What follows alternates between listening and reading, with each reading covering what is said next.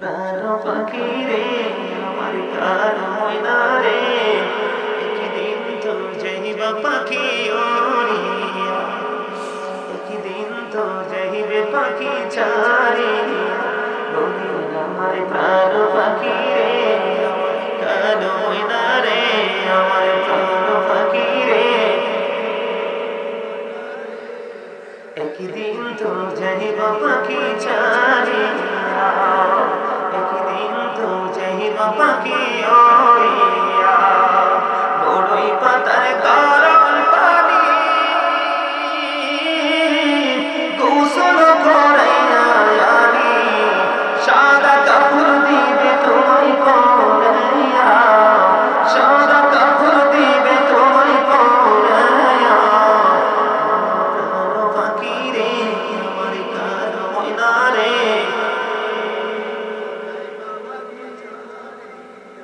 একদিন তো যাইবা পাখি ছাড়িয়া ছেলে মেয়েরা পাশে বসে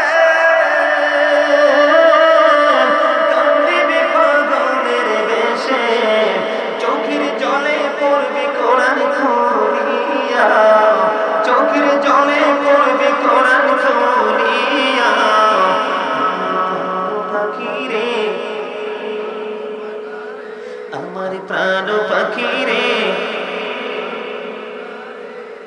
একদিন তো যাইবা পাখি ওড়িয়া ইয়াতুল কলবি একে কোন 70টা কন্যা সন্তান জীবিত কবর দিয়েছে কয়টা সর্বশেষে যেটাকে কবর দিয়েছে নাম ছিল জামিলা এত সুন্দর বিবি কন্যাটাকে বন্ধু লুকিয়ে রেখেছে যখন মেয়েটা প্রাপ্ত হলো সুন্দর ফুটফুটে চেহারা হলো তখন বিবি মনে করেছে আমার স্বামী এই বাচ্চাটাকে দেখলে হয়তো বা তার মনের হিংস্রতা দূর হয়ে যাবে তারপরেও ও বন্ধু মেয়েটাকে তার সামনে নিয়ে আসলো কিন্তু এই দাহিয়াতুল কলবি মনের ঘর থেকে হিংস্রতা বন্ধ হলো তাকে সফরের উদ্দেশ্যে করে নিয়ে গেল নিয়ে যাওয়ার পরে তাকে গর্ত খনন করে গর্তের মধ্যে ঢুকিয়ে তাকে পাথর নিক্ষেপ করে মেরে ফেললো মেয়েটা বারবার বলাচ্ছে বাবা বাবা গো জীবনে কোনোদিন তোমার সামনে বাবার পরিচয় নিয়ে আসবো না ছেড়ে দাও না আমাকে পৃথিবী থেকে বিদায় করে দিও না আশার হৃদয়ে বলল না ও বন্ধু সুন্দর পুষ্করি কন্যাটাকে পর্যন্ত হত্যা করে দিল হত্যা করার পরে বন্ধু তার হৃদয় রাজ্যে আল্লাহর রাসূলের আল্লাহর ভয় বন্ধু প্রবেশ করলো আমার নবী সরকারে মদিনা ইমামুল মুরসালিন ছিলেন ক্ষমা চাওয়ার জন্য তখন আমার নবী বললেন সত্যিকারের অর্থে যদি তুমি আল্লাহর কাছে ক্ষমা চাইতে পারো তাহলে আল্লাহ রাব্বুল আলামিন তোমাকে ক্ষমা করে দিবে তবে তোমার শর্ত আছে রাসূলের সাথে তোমাকে পুনরায় আবার কথা বলে সব কিছু সমাধান করে রাসূলের সাথে পড়ে নাও মধুর কালেমা জোরে পড়ে সুবহানাল্লাহ বন্ধুরা আমার মূল বিষয় আপনাদেরকে বোঝানোর বিষয় হলো একটা একটা করে 69টা কন্যা সন্তান জীবিত কবর দেওয়ার পরেও তিনি ক্ষমা পেয়েছেন বন্ধুরা আমার জুহাইরা গোত্রের এক মহিলা হাদিস শরীফের মধ্যে এসেছে জুহাইরা গোত্রের এক মহিলা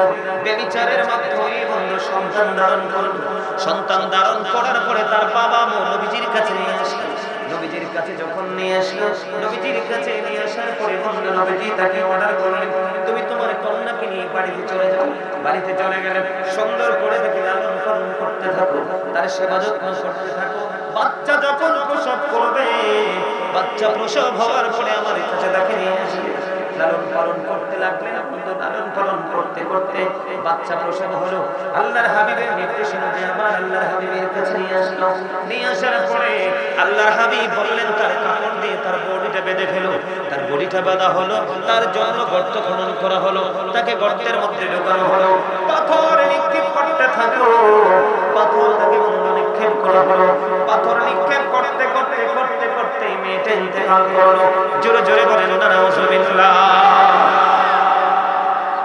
এবার বন্ধু ওয়ার্ডার কার আল্লাহর হাবিবের যে তাকে পাথর মারতে থাকো পাথর মারতে মারতে মারতে মারতে মারতে মারতে বন্ধু মেয়েটা ইন্তেকাল করলো সকল সাহাবায়ে কেরাম আশ্চর্য হয়ে গেল চিন্তায় পড়ে গেল আল্লাহর হাবিব সরকারে মদিনা যাকে আল্লাহ রাব্বুল আলামিন রহমত হিসেবে পাঠিয়ে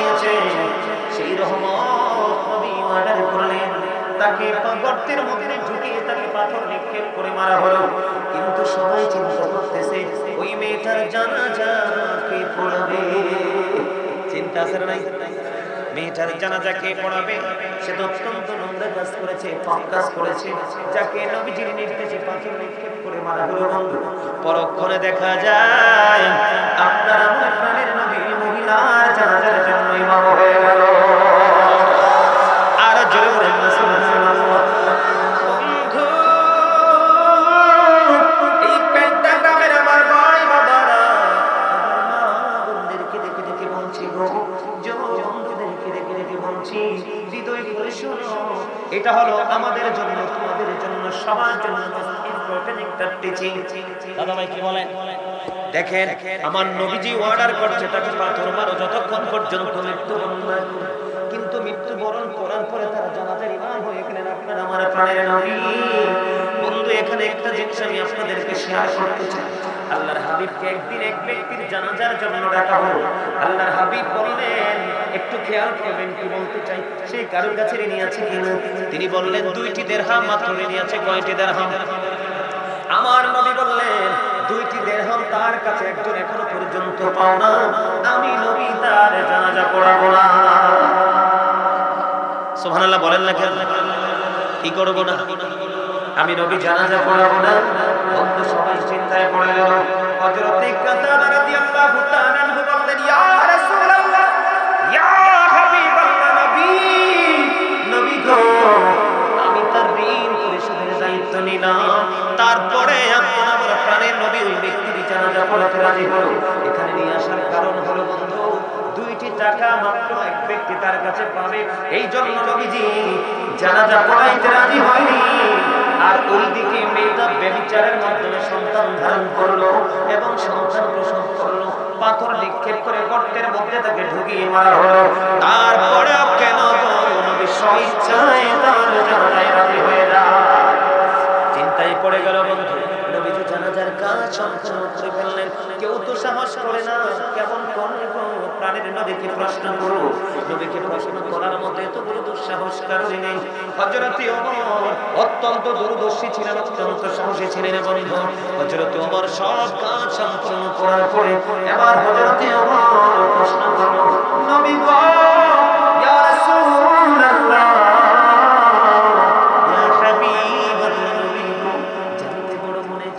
আপনি অর্ডার করলেন তাকে মারার জন্য, আবার আপনি তার জানাজা পড়াইলেন।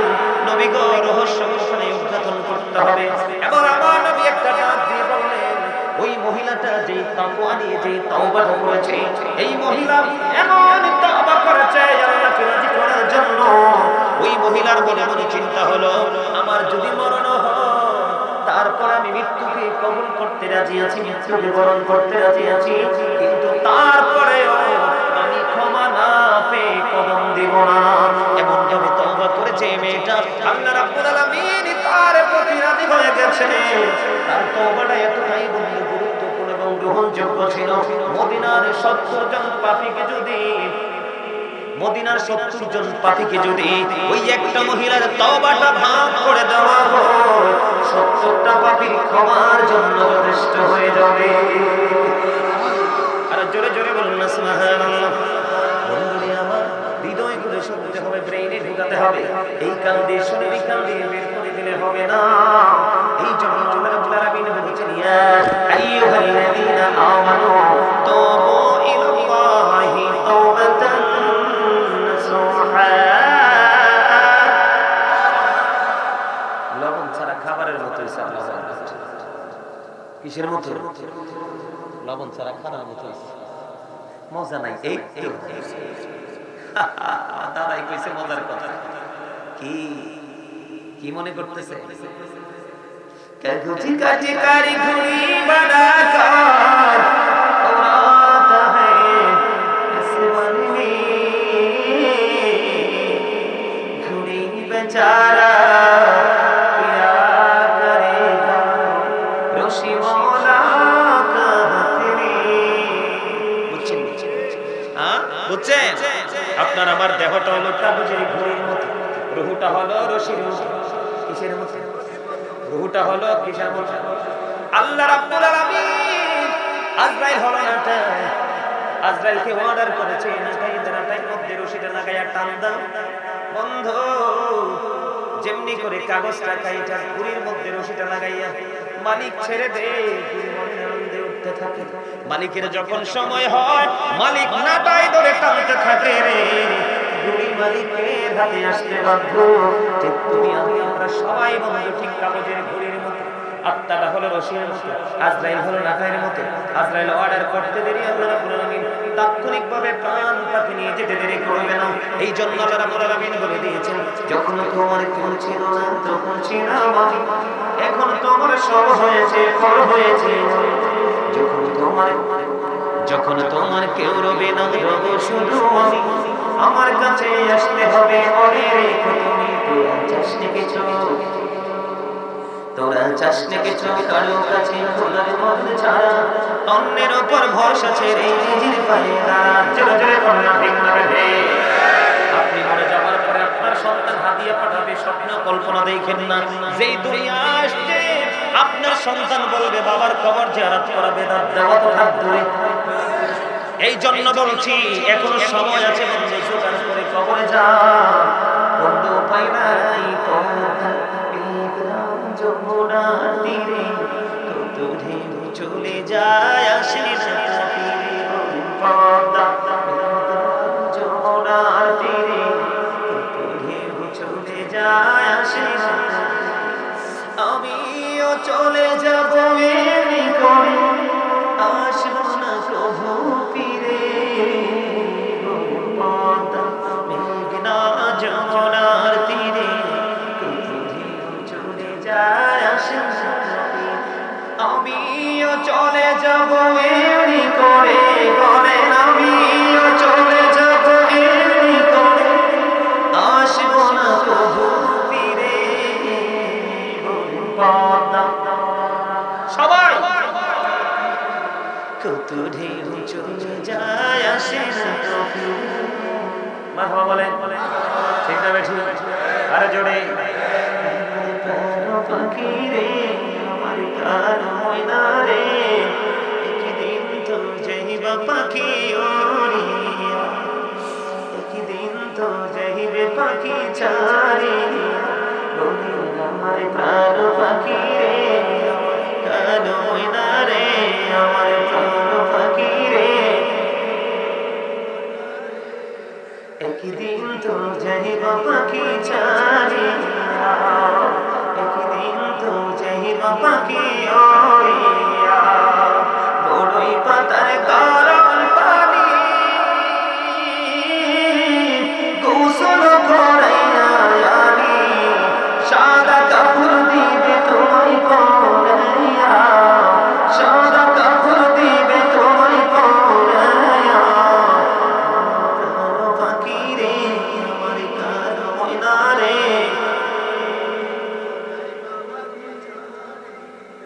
একদিন তো যাইবা পাখি ছাড়িয়া। ছেলে মেয়েরা পাশে বসে কান্দিবে পাগলের বেশে, চোখের জলে পড়বে কোরআন খুলিয়া, চোখের জলে পড়বে কোরআন খুলিয়া। পাখি রে আমার প্রাণ পাখি রে, একদিন তো যাইবা পাখি ওড়িয়া। মারহাবা বলেন না? সরে সরে একটু বুঝিয়ে দিলাম, চিরন্তন সত্য এই কথাগুলো এড়িয়ে যাওয়ার কোনো সুযোগ আছে? আরে কত নিষ্ঠুর হবে মানুষ, আপনাকে বাঁশবাগানে রেখে আসবে, কেউ খবর নেবে না বাবা কেমন আছে। রেখে আসবে পাহাড়ের চূড়া, কত কষ্ট করে পৃথিবীটাকে গুছিয়ে দিয়ে গেছে, কিন্তু সেই পৃথিবী গিয়ে এতটাই পাগল হবে, প্রিয় স্বজন মা বাবা কেমন আছে কি খবর নেবে না, কিচ্ছু কাজে লাগবে না। এই জন্য বলছি একটু মন দিয়ে কথাগুলো শোনো, ব্রেইন একটু সেট আপ দিয়ে রাখো। আমার মনে হয় জীবনের পথ চলা চেঞ্জ করা সম্ভব হবে, বদলানো সম্ভব হবে। সম্মানিত উপস্থিতি, ওয়াজ তো বিবেকবান মানুষের জন্য, বিবেকহীনদের জন্য নয়। ওয়াজ তো জ্ঞানী মানুষগুলোর জন্য, জ্ঞানহীনদের জন্য নয়। লেকচার সেন্স এবিলিটি সম্পন্ন পার্সনদের জন্য, সেন্সলেসদের জন্য নয়। আমার কথা বুঝতে পারছেন? বন্ধুরে আমার, বেবিচারের মাধ্যমে সন্তান ধারণ করল, প্রসব করল, তারপরেও যদি নবীজি তার ইমাম হয়,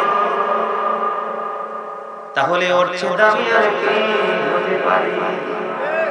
ঠিক না? তাহলে তার পাওয়ারটা, মর্যাদাটা বাড়লো কেমন করে? শুধুমাত্র তওবা, আল্লাহর কাছে ক্ষমা চাওয়ার কারণে।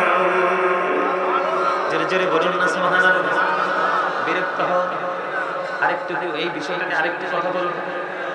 আল্লাহর হাবিব জানিয়ে দিয়েছে, কেউ যদি ক্ষমা চাইতে গিয়ে আল্লাহর কাছে ক্ষমা চাইতে গিয়ে মাসির মাথার সমপরিমাণ একটা ফোঁটা চোখের পানি যদি ফেলে রে, জাহান্নামের আগুন তার জন্য হারাম হয়ে যাবে।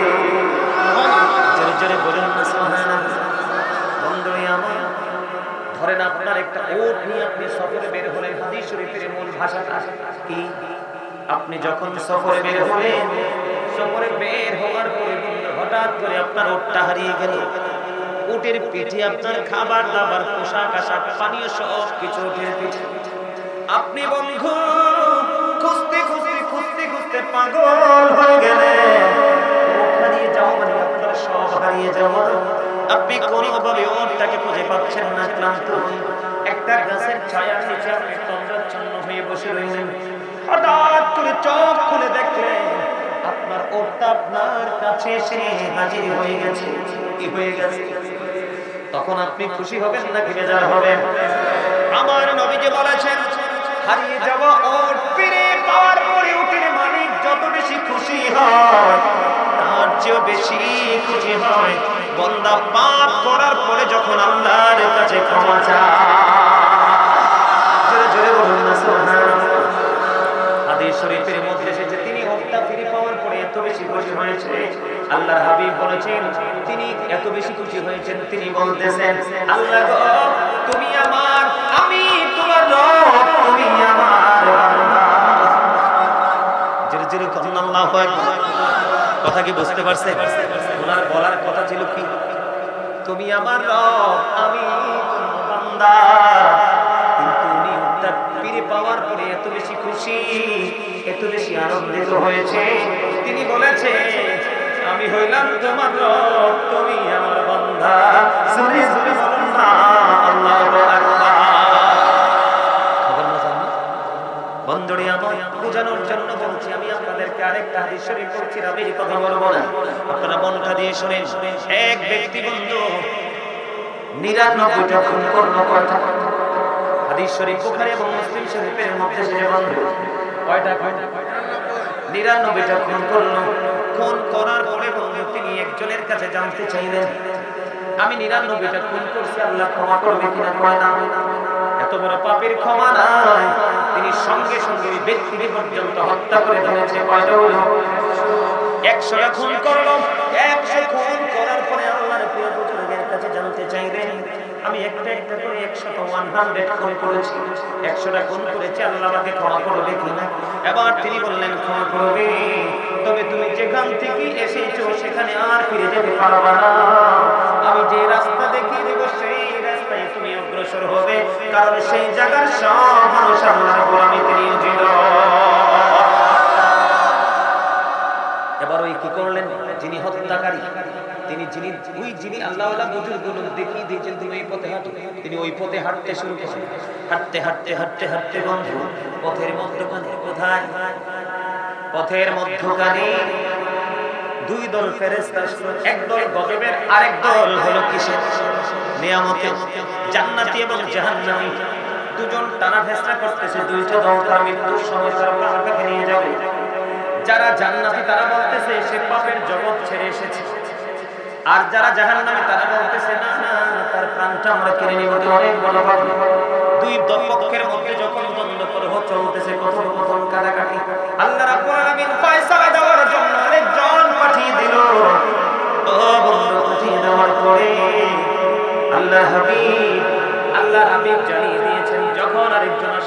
ওই দুই পক্ষের সমাধান আমি দিব। কি দিব? দুই পক্ষের সমাধান আমি দিব। দুই দিকে রাস্তা মাপা হোক। কি করা হোক? দুই দিকে রাস্তা মাপা হোক। যেই দিকে রাস্তা কম হবে রে, সেই দিকের ফেরেশতাই তার প্রাণ পাখিটা কেড়ে নিবে। সুবহানাল্লাহ। কি হবে? বন্ধুরে আমার, কবরটা কেমন মজার দেখেন আল্লাহ রাব্বুল আলামিন। আল্লাহর প্রিয় বান্দা তওবাকারীকে যারা অন্যায় থেকে বের হয়ে আলোর দিকে আসতে চান না, তাদেরকে এত পছন্দ করে আল্লাহ রাব্বুল আলামিন এমন ভাবে বুদ্ধি শিখিয়ে দিল, যেই দিক থেকে এসেছেন ওই দিকের রাস্তাটা হয়ে গেল একটু কম, আর যেই দিকের রাস্তাটা এই দিকে চলে গেল ওই দিকের রাস্তাটা একটু বেশি চলে গেছে। জোরে জোরে করুন না সুবহানাল্লাহ। তারপরে জান্নাত নিয়ামতের দিকে একটু বেশি চলে গেছে। হাদিস শরীফের মধ্যে এসেছে মাত্র আধা হাত। কত হাত? কথা বলেন, কত হাত? মাত্র আধা হাত তিনি বেশি চলে গেল। আল্লাহর হাবিব জানিয়ে দিয়েছেন আধা হাত বেশি যাওয়ার কারণে আল্লাহ রাব্বুল আলামিনের ওয়াদা অনুযায়ী জান্নাতীদের হাতে তার প্রাণ পাখি নিয়ে গেছে।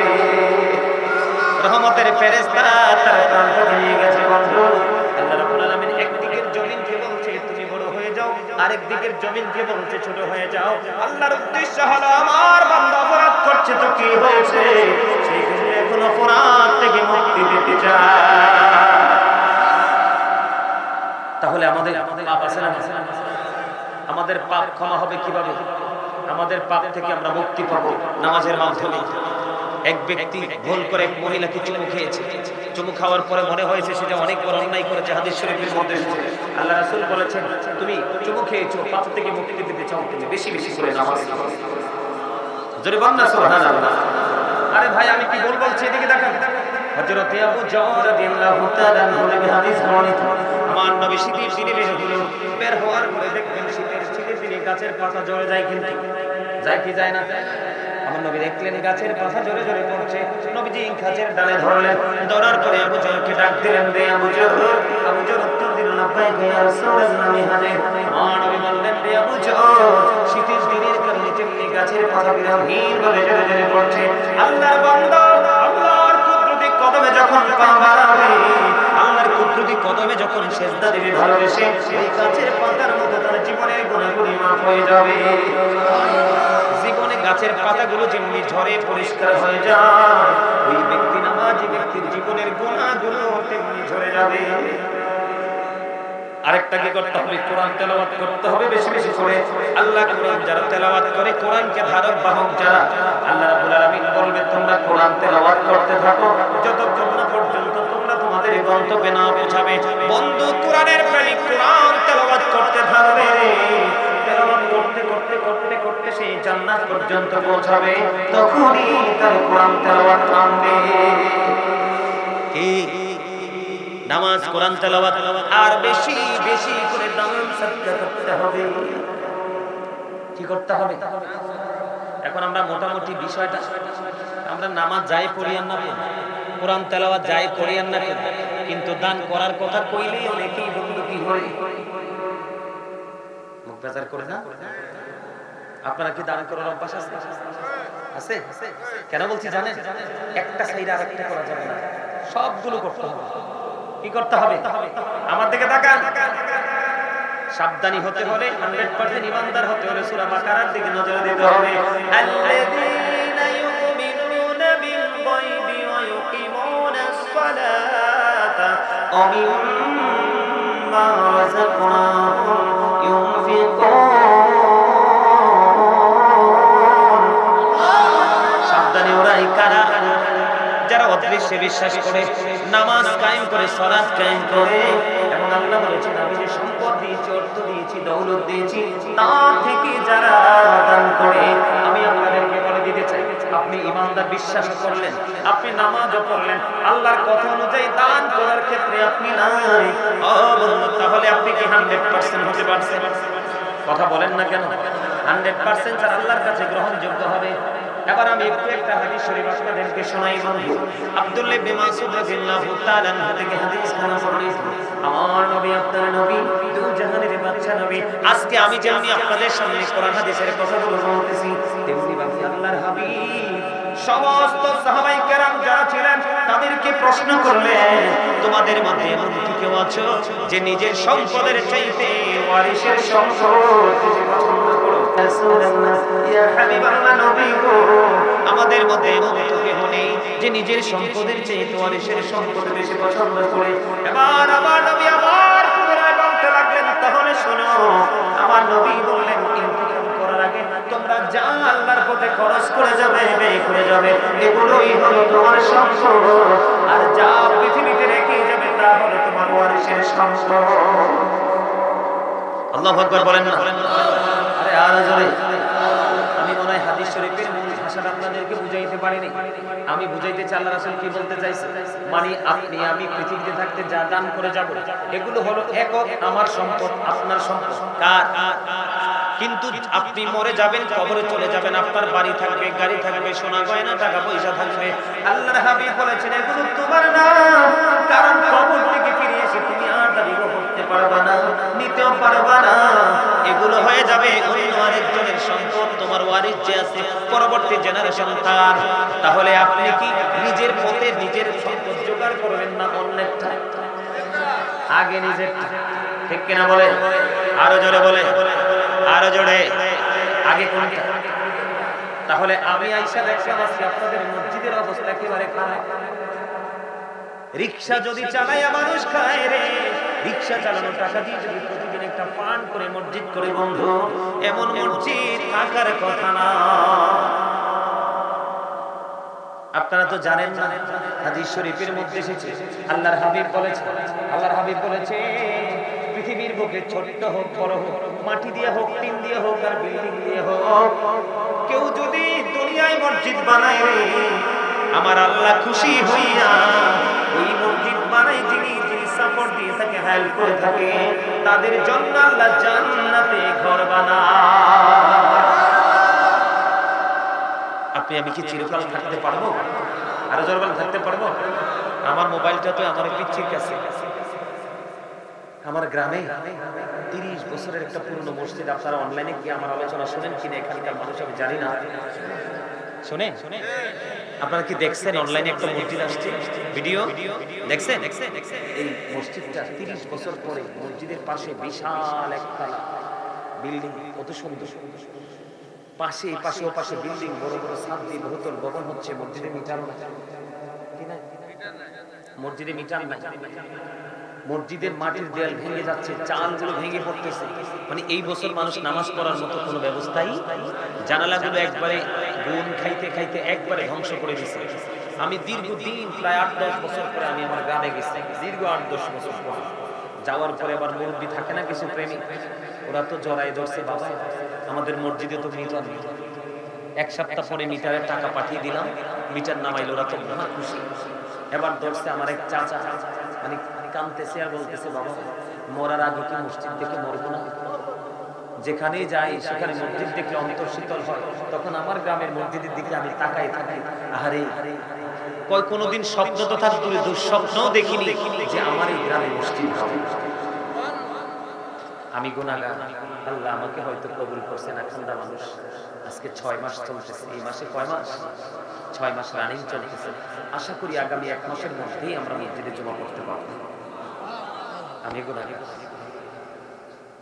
যেই বাজেট নিয়ে নামছিলাম, বাজেট 2 গুণ ছাড়িয়ে গেছে, তারপরে হতাশ হইনি। কি হইনি? আল্লাহু খায়রুল মাকিরিন। আল্লাহ শ্রেষ্ঠ ক্ষমতার মালিক, কৌশলের মালিক।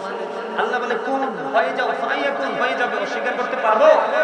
সে বিশ্বাস নিয়ে এগিয়েছি। কত সুন্দর মসজিদ, একবারে দেখবেন আপনারা, যেহেতু অনলাইনে আছেন দেখবেন। আমার খুব শখের এটা জিনিস, খুবই ভালো লাগানো, ভালোবাসার জিনিস। আমি দেখবেন এটা অনলাইনে দিলে যেদিন উদ্বোধন করবো, বিশাল আকারে আমরা মাহফিল করে উদ্বোধন করবো জুমার মাধ্যমে।